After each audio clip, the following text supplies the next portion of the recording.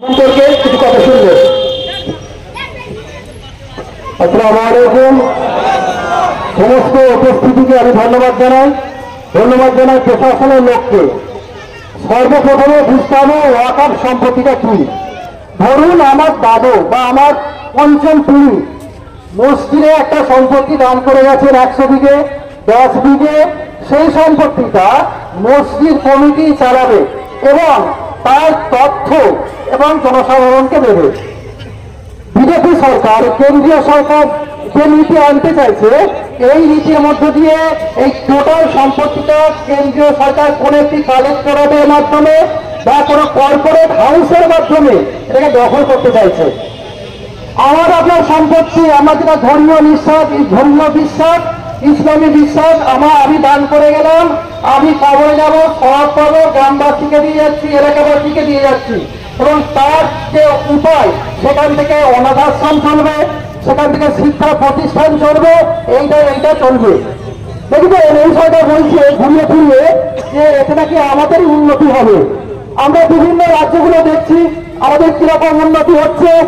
যে কোনো ধর্মীয় অনুষ্ঠান রাস্তায়, ধরুন সমস্ত ধর্মীয় অনুষ্ঠান রাস্তায় হয়, একটি রাজ্যে রাস্তায় হচ্ছে না। তরুণীরা সরকার নাকি সরকার বলছে রাস্তায় নামাজ নয়, ইভেন নিজের ছাদেতেও নাকি নামাজ পড়া যাবে না। আবার দেখুন আপনি যে আমাদের একটা দানকৃত সম্পত্তি, যেখান থেকে মৌলানা আজাদ স্কলারশিপ দেওয়া যায়, সেই স্কলারশিপের টাকা বিগত কয়েক বছরে বন্ধ। তাহলে উপকারটা কিরকম হচ্ছে? অ্যাকচুয়ালি এই যে টাকা বন্ধ করে শুধু মুসলমানদের ক্ষতি নয়, এরপরই আসবে হিন্দু দেবোত্তর্য, হিন্দু মন্দিরের যে টাকা, যেগুলো এখনো ব্যবসায় হচ্ছে, আগামী দিনেও ব্যবসায় হবে। অ্যাকচুয়ালি এই সরকার না মুসলমানের, না হিন্দুর, না শিখ কারণ নয়। অ্যাকচুয়ালি কিছু কিছু বড় বড় ব্যবসায়ী, সেই ব্যবসায়ী বন্ধুদের স্বার্থ রক্ষা করার জন্য যে লক্ষ লক্ষ একর সম্পত্তি রয়েছে, সেই সম্পত্তিগুলোকে কুক্ষিগত করে তাদের হাতে তুলে দিয়ে আমাদের আপনাদের হিন্দু মুসলমানের উপকার নাকি করতে চায়।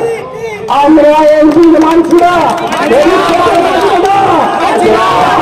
যেমন বাবা শরীর রক্ষার জন্য আগামী পাঠিয়ে ছিল, আমরা প্রত্যেক মুসলিম হিন্দু ভাই ছাপিয়ে পড়বো, আমরা বৃহত্তর আন্দোলনে যাবো।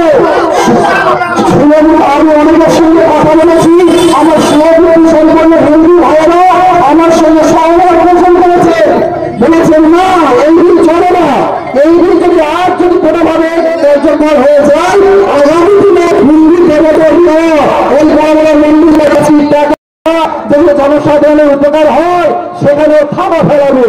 এই থাবাটা ফেলছে কে? কোন হিন্দু সম্প্রদায়ের মানুষ নয়, কিছু কিছু হিন্দু নামধারী ব্যক্তি। আমি বক্তব্য এখানে সংক্ষেপ করবো। আমি প্রশাসনের সমস্ত লোককে আমি ধন্যবাদ জানাই, শুভবুদ্ধি সম্পন্ন লোককে আমি ধন্যবাদ জানাই। আমি আর একটাই কথা বলবো, আমরা এখানে সম্প্রীতির সঙ্গে এখানে উপস্থিত হয়েছি।